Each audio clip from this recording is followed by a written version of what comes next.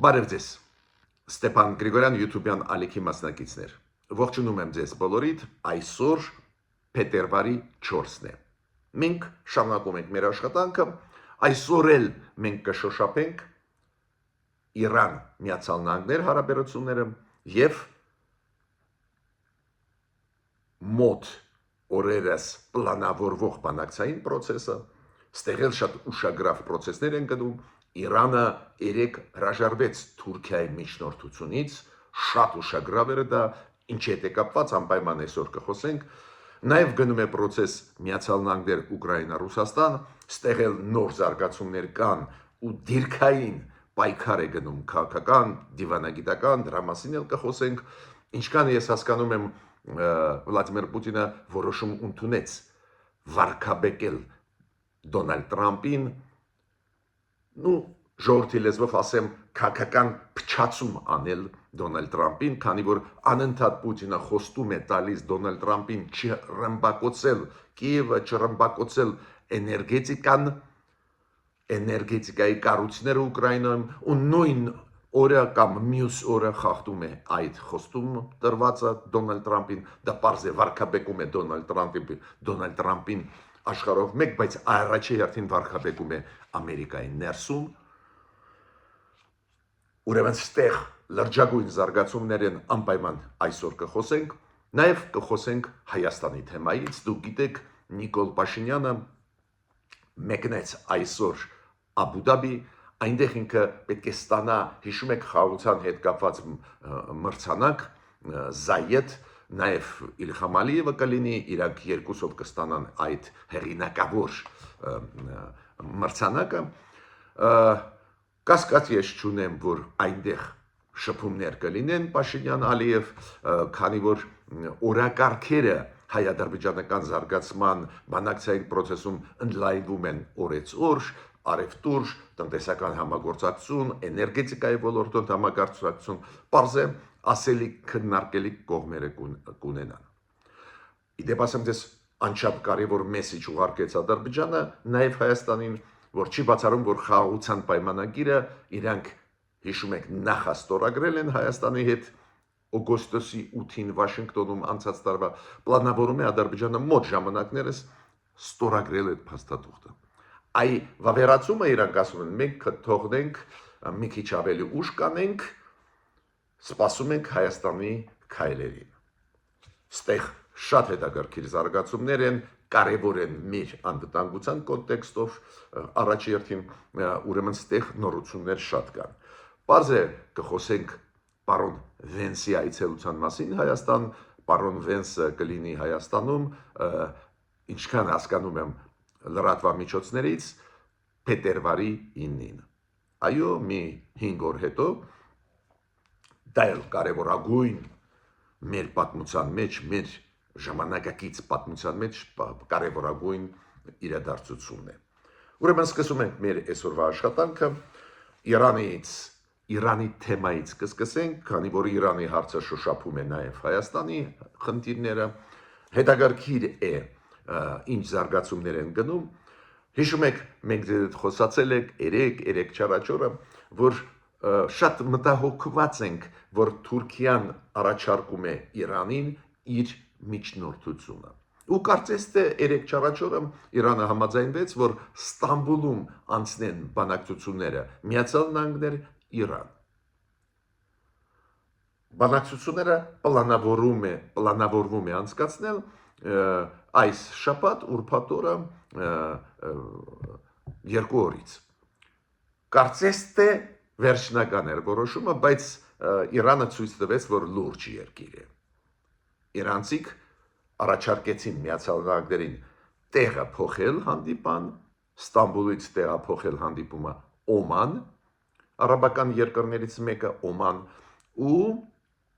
առաջարկեցին, որ միջնորդներ չլինեն։ Ինչի մասին է խոսքը, բացեմ փակագծերը, պարզ է Թուրքիան, որ միջնորդություններ առաջարկում, առանքում ուզում էր իր օրակարգերը մտցնել Իրան-Ամերիկա բանակցությունների մեջ։ Իրանը գնում է բանակցությունների մեկ հարցով՝ միջուկային ծրագրերի հետ կապված։ Կոպիտ ասած Իրանը ասում է ամերիկացիներին, մենք կտանք ձեզ երաշխիքներ, որ մենք չենք արտադրում միջուկային զենք, դրա դիմաց դուք պետք է սանկցիաները հանեք եւ այլ եւ այլ։ Բանակցային թեման իրանցիք ասում են պարզ է, ինչի համար է ամերիկան ճնշում մեզ։ Կասկած ունի, որ մենք կարող է արտադրենք միջուկային զենք։ Մենք չենք ուզում ու ապացույցներ կբերենք։ Հիմա Թուրքիան, քանի որ միջնորդ է, Թուրքիան թելադրում է իր օրակարգերը, Թուրքիան առաջարկում է, որ անպայման Իրանի հրթիռային ծրագրերը մտցվեն բանակցային process եւ անպայման մտցվեն պրո-իրանական խմբերի հարցը, Համաս, Հեզբոլլա, Թուրքիան ուզում է ուժեղանալ Մերձավոր Արևելքում, նաև արաբական աշխարհում, օրինակ Սիրիայում, ել ավելի ուզում է ուժեղանալ, Իրաքում, չգիտեմ, այլ տեղերում, Գազայում, ու Թուրքիան ուզում է անպայման, որ այնտեղից պրո-իրանական խմբերը դուրս բերվեն։ Իրանցիք դա հասկացան ու կոպիտ ասած պահանջ դրեցին ամերիկացիների առջև եւ տեղը փոխել եւ օրակարգը ֆիքսել մենակ այդ միջուկային ծրագրերի հետ կապված։ Ինչքան ես գիտեմ, այսօրվա պայմաններում, այսօր առավոտ եկավ ինֆորմացիա ամերիկացիք համաձայնվեցին։ Այո, ամերիկացիք ասում են մենք նաև ուժով, եթե պետք է լուծենք, բայց մենք կողմենք ամսի 6-ին փետրվարի անցկացնել բանակցություններ իրանցիների հետ։ Ամերիկացիք ասում են, որ բանակցողները գլխավորը կլինեն Ստիվ Ուիտկոֆը, լավ բոլորիս ճանաչված եւ Կուշները, այդ փեսենա Դոնալդ Տրամպի։ Այդ երկու դեմքեր գլխավոր դեմքեր են, ովքեր կվարեն բանակցությունները իրանցիների հետ։ Ես պետք է ասեմ, որ անընդհատ ամերիկացիք հիշեցնում են Իրանին, որ իրանց զորքերը Հորմուզի, իրանց ռազմական նավատորմը Հորմուզի այդ ջրանցքում են, Հորմուզի այդ ծովում են, կոպիտ ասած, անընդհատ հիշեցնում են դրա մասին, որ կարող ենք ուժ կիրառել, օրինակ ամերիկացիք ոչնչացրեցին հետախուզական ATS-ը, դրոնը իրանցիները ուզում էին ուսումնասիրել տարածքը, որտեղ որ Հորմուզի այդ նեղուցում գտնվում է ավիակիրները, գտնվում են Ամերիկայի, ամերիկացիք F-35 կործանիչով ոչնչացրեցին այդ դրոնը։ Տեսակ ինչ քաղաքականություն են վարում ամերիկացիք, մի կողմից ճնշում գործադրում են ուժային, մյուս կողմից ասում են մենք պատրաստ ենք բանակցել, այդ պայքարը ընդունեց այս դիրքային պայքարը դիվանագիտական, քաղաքական ընդունեց Իրանը ու իր խաղի կանոնները նաև թելադրում է, մասամբ դա ստացվում է։ Ուկրաինա, Ռուսաստան, դուք գիտեք բանակցային process-ը հունվարի 23-ին 24-ին գնաց նորից Աբու Դաբիում ու հենց Աբու Դաբիում բավական լուրջ երակոմ բանակցություններ էին Ուկրաինա, Ռուսաստան, Միացյալ Նահանգների միջնորդությամբ լուրջ process էր նորից պարզ է, որ գլխավոր թեման տարածքային թեման է, Ռուսաստանը պահանջում է, որ Դոնբասից դուրս գան ուկրաինացիք ասում են, ինչու մենք մեր տարածքից պետք է դուրս գանք, այդտեղ ստրատեգիկ նշանակություն ունեցող, դուք չկարողացաք գրավել, մի մասը Դոնբասի գրավեցին, զգալի մասը, բայց 1/3-ը չեք կարող գրավել, ինչու պետք է կամավոր ձեզ տանք, ստեղ պարզ է պրոբլեմները չեն լուծվում, բայց այլ հարցերում կարծես թե ինչ-որ process գնում է։ Հիմա այս բանակցային process-ի երկրորդ փուլը կլինի մոտ օրերս 5-ին, 6-ին, փետրվարի ուղղակի վաղը չեմ մյուս օրը, ու միջև դա Դոնալդ Տրամպը խնդրեց Պուտինին չրմբակոծել էներգետիկայի ոլորտը Ուկրաինայի, այդ ինֆրաստրուկտուրան էներգետիկայի Կիևի, այլ քաղաքների Դոնալդ Տրամպը Պուտինը խոստում տվեց, ես ճիշտ ասած երբ որ լսեցի 2 օր առաջ որ Պուտինը խոստում տվեց, ասեցի հեսա կխախտի այդ խոստումը, իրոք Պուտինը 3 լրջագույն հրթիռային եւ ATS-ներով հարձակում արեց հենց Կիևի վրա, հենց այն ժամանակ երբ որ Կիևում գտնվում էր ՆԱՏՕ-ի գլխավոր քարտուղարը Մարկ Ռյուտեն։ Ինչ է դա նշանակում։ Եթե թարգմանենք հասարակ լեզվից, մարդկային լեզվից, մեր հասարակ լեզվից, քաղաքական դիվանագիտական լեզվին, եթե թարգմանեն, Պուտինը փչացնում է, վարկաբեկում է Դոնալդ Տրամփին։ Ստացվում է, որ Պուտինը խոստում է տալիս Դոնալդ Տրամփին, Դոնալդ Տրամփն էլ էմոցիոնալ մարդ է, դուրս է գալիս, ելույթ է ունենում, ասում է, տեսակ ինձ խոստում տվեցին, չեն ռմբակոծի Կիևը, հիմա շատ ծանր ձմեր է Ուկրաինայում, շատ սառը ձմեր է, ես տեսակ հասա հաջողության, երկրորդ օրը Պուտինը ռմբակոծում է, դրանից ավելի մեծ վարկաբեկում ղեկավարի պետության, էդ էլ Ամերիկայի դժվար է պատկերացնել։ Ես պետք է ասեմ, որ Եվրոպայում մասամբ փոխվում է դիրքորոշումը կապված նրա հետ Պուտինի հետ բանակցել թե ոչ, դու գիտեք եվրոպացիք ու գլխավոր խաղացողները Մեծ Բրիտանիան, Գերմանիան, Իտալիան, Ֆրանսիան, պարզ է, Լեհաստանը իրանք կտրականապես դեմ էին բանակցել Պուտինի հետ, բայց հիմա Մակրոնը եւ Իտալիայի վարչապետը առաջարկում են բանակցություններ, արձագանքեց Գերմանիան, իրանք ասին մենք բանակցելու Պուտինի հետ ոչ մի բան չունենք, ինքը ցույց չի տալիս, որ ինքը ուզում է խաղաղություն։ Հիմա գնում է այս process-ը, իմիջիալոց այն փաստը, որ Դոնալդ Տրամփը խնդրեց Պուտինից, որ Պուտինը հիմա այս օրերին, այս վերջի օրերին չռմբակոծի Ուկրաինան, չհարվածներ չհասցնի էներգետիկ այդ ինֆրաստրուկտուրային կառուցվածքներին, դա հաստատեց եւ Պուտինի օգնականը Ուշակովը, հաստատեց եւ նախագահ Զելենսկին, ինքը ասեց իրոք դա եղել է խոստումը։ Հիմա, քանի որ Պուտինը անընդհատ խախտում է իր խոստումները, ու դրանից հետո Դոնալդ Տրամփը ոչ մի կոշտ քայլ Ռուսաստանի դեմ Պուտինի դեմ չի անում, դա նշանակում է Դոնալդ Տրամփի կախվածությունը Պուտինից։ Ու դա պարզ է մեծ դժգոհություն է առաջացնում ոչ միայն Եվրոպայում, Ուկրաինայում, նաև ներսում Միացյալ Նահանգների։ Թանկ կնստի այս Պուտինի քաղաքականությունը Դոնալդ Տրամփի վրա, Դոնալդ Տրամփի թուլությունը Պուտինի նկատմամբ իր վրա թանկ կնստի։ Բայց պետք է ասեմ, որ նաև Ռուսաստանը խաղեր է տալիս դիվանագիտական, ասում է մենք կընդունենք Զելենսկուն Մոսկվայում, Զելենսկին ասում է ես ձեզ մոտ ոչ մի բան չունեմ անելիք գնալ ձեզ մոտ, արի հանդիպենք ուրիշ տեղ, պարզ է Զելենսկին դեմ չի հանդիպելու, որ ճնշումը Դոնալդ Տրամփի իր վրա չընկնի։ Հիմա Դոնալդ Տրամփը, երբ որ երեք իմացավ, որ Ռուսաստանը ռմբակոծեց նորից Ուկրաինան, Դոնալդ Տրամփը ասեց, որ ինքը ուրիշ բան չեն սպասում, զարմանալի բան է, ինքը պետք է ել ավելի ուժեղացնի սանկցիաները, բայց դեռ չի խոսում դրա մասին։ Նորից կրկնում եմ, գնում է քաղաքական փչացում Դոնալդ Տրամփի։ Չգիտեմ, թիմում չկան մարդիկ Դոնալդ Տրամփին, որ հուշեն իրան, որ Պուտինը իրան փորձում է վարկաբեկել միջազգային հանրությունում։ Հիմա շատ կարևոր է, որ Մարկ Ռյուտեն, ՆԱՏՕ-ի գլխավոր քարտուղարը գտնվում էր երեք Ուկրաինայում, Կիևում, ու ինքը այնտեղ հայտարարեց. երբ որ հաստատվի զինադադար, ՆԱՏՕ-ի զորքերը կմտնեն Ուկրաինա։ Շատ լուրջ հայտարարություններ դա,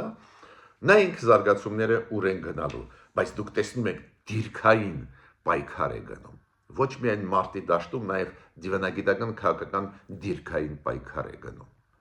Ծանր։ Հիմա Նիկոլ Փաշինյանը վարչապետը Հայաստանի Աբու Դաբի մեկնեց։ Այսօր ինքը եւ Իլհամ Ալիևը Ադրբեջանի նախագահ կստանան Զայեդ մրցանակը։ Դա մարդկային եղբայրության մրցանակ։ Այս մրցանակաբաշխության այս արարողությունը այսօր կլինի Նիկոլ Փաշինյանը, Իլհամ Ալիևը ստացան այս խաղաղության միտված մրցանակը։ Ես պնդում եմ, գրեթե կասկած չունեմ, որ կլինի հանդիպում Նիկոլ Փաշինյան, Իլհամ Ալիև, ինչու։ Դրա համար պետք չի ունենալ պաշտոնական տվյալներ, քանի որ Հայաստան-Ադրբեջան բավական դինամիկ հիմա զարգանում են հարաբերությունները։ Բանակցությունները ոչ միայն գնում են, չգիտեմ, դելիմիտացիա դեմարկացիայի հարցով, ոչ միայն բանակցությունները գնում են նրա հարցով, թե երբ վերջնականորեն ստորագրեն խաղաղության պայմանագիրը։ Ակնհայտ է առաջ գնացին կողմերը,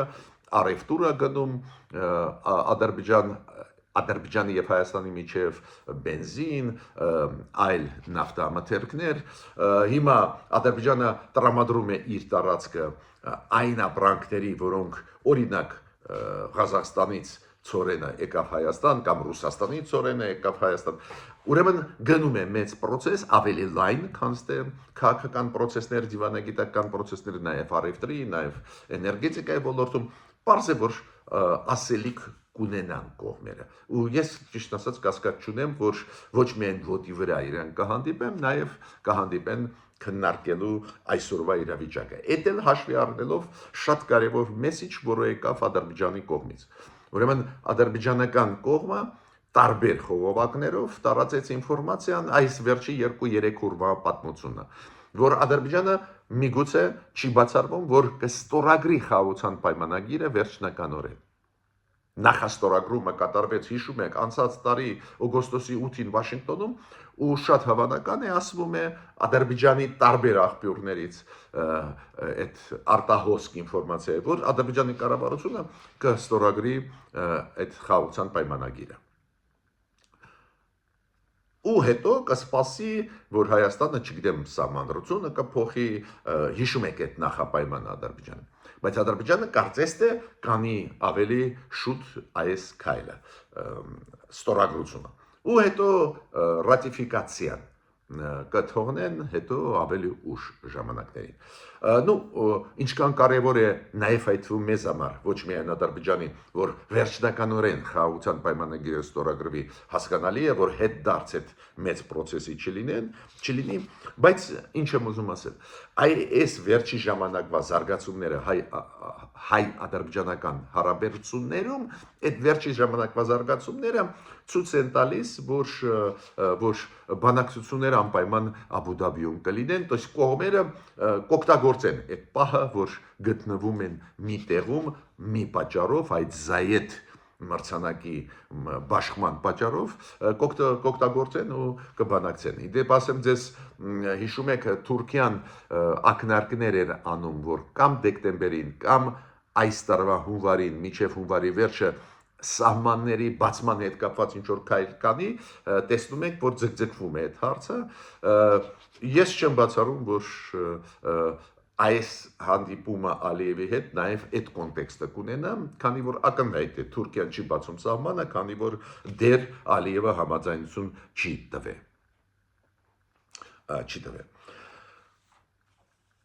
Ինչքան կարևոր է Միացյալ Նահանգների փոխնախագահ պարոն Վենսի գալը Հայաստան, Ադրբեջան, ինչքան կարևոր է իր գալը Հայաստան հայ ժողովրդի համար, մեր անկախության համար, ես չէ որ պետք է ձեզ բացատրեմ, եւ սփյուռքայությունը դա հասկանում է դրա արժեքը եւ Հայաստանի Հանրապետության բոլոր քաղաքացիները, բայց ես հույսով եմ, որ ու դա գլխավորն է ինձ համար, որ այս TRIP ծրագիրը, Դոնալդ Տրամփ ուղու ծրագրի հետ կապված գործնական քայլեր կարվեն։ Այն փաստաթուղթը կապված այս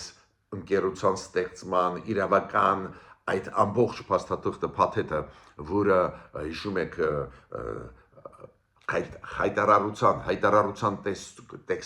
տեսքով ստորագրեց Արարատ Միրզոյանը Մարկո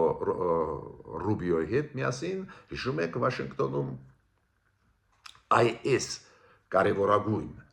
փաստաթուղթը վերջնականորեն կստորագրվի պարոն Վենսի եւ Հայաստանի վարչապետի կողմից։ Շատ կարևոր է այդ այցելությունը այդ կոնտեքստով, որ մենք խոսքերից, լուրջ ծրագրերից, որոնք կարելի է միայն ողջունել, ամերիկացիներին հետ էլ կանցնենք կոնկրետ գործողությունների։ Ինչու պետք են գործողությունները։ Դուք տեսնում եք ինչքան ամեն ինչ ամեն օր փոխվում է։ Միատ նայեք Դոնալդ Տրամփի հայտարարությունները։ Իրանի հետ կապված ինքը այս վերջի 2 օրվա մեջ 5-ատ թե 6-ատ հայտարարություն արեց։ Կան հայտարարություն ուղղակի իրար ամերժ։ Մի հայտարարությունը ինքը ասեց, մենք տեսնում ենք պետք է ուշ կիրառենք։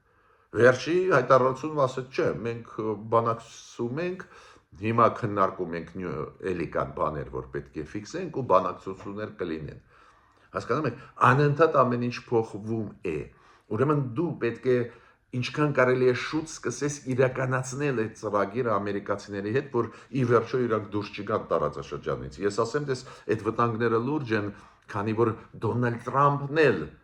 Պուտինի պես կողմնակից է ազդեցության գոտիների կոնցեպտի։ Դոնալդ Թրամփն էլ կողմնակից է, որ աշխատի Մոնրոյի դոկտրինը Միացյալ Նահանգների համար, որ Ամերիկան, մայր ցամաքը, Հյուսիսային Ամերիկան, Հարավային Ամերիկան, այդ Ամերիկայի ազդեցության գոտին է։ Պուտինն էլ ասում է Դոնալդ Թրամփին ու կասկած չունեն հերոսազանգեր իրանք ունեցել են, Դոնալդ Թրամփը ուղղակի գիշերը ասեց, որ այո, ես խոսացել եմ էլի Վլադիմիր Պուտինին, համոզված եմ Պուտինը իրեն ասում է, տեսար ես հարգում եմ քո մոտեցումը, այս Գրենլանդիայի հարցը քո հարցն է, ես չեմ միջամտի, բայց դու մի միջամտի Ուկրաինայի հարցի մեջ, Հարավային Կովկասի, ուրեմն այդ վտանգը միշտ կա ու մենք պետք է ակտիվ աշխատենք, որ խորանան համագործակցությունը ու խորանա Միացյալ Նահանգների մուտքը Հարավային Կովկաս։ Դրա համար պետք է կոնկրետ անցնես գործունեության։ Աշխատանքը տարվում ենք, բարձր ենք գնահատում, բայց ինչքան շուտ դա անենք, այդքան լավ։ Ես այսօր ավարտեցի իմ ելույթը, միջ նոր հանդիպումներ։